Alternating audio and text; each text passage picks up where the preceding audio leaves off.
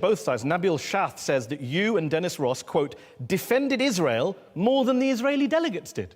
That's what Shath says. Well, that's Nabil Shath. What can I do? Have you heard that from Saab Erekat? Let me ask you about... You don't have Saab Erekat's quote on that, do you? I don't think Saab Erekat thinks that the US government has been even-handed, but that's a question for another day.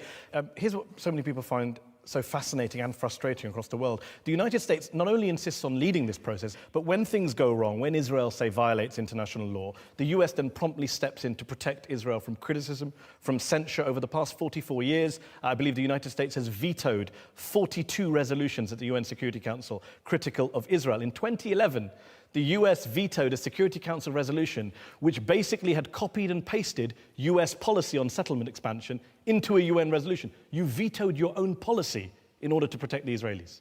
First of all, there are other things in that resolution that were unacceptable to the United States and against US policy, and so that was a problem. But secondly, the United Nations in general and Security Council in particular are very hostile places to Israel. And so we want to try to keep it out of the UN Security Council, out of the UN General Assembly, and try to focus it on a direct negotiation between the parties. Now, there are times when it might be appropriate for a UN Security Council resolution. For instance, there's a settlement resolution coming up now. If it doesn't have objectionable things in it, I personally think it wouldn't be a bad thing for the United States at least to abstain on that, so that the settlers in Israel understand that it's not cost-free. Abstain, that's as far as you'll go.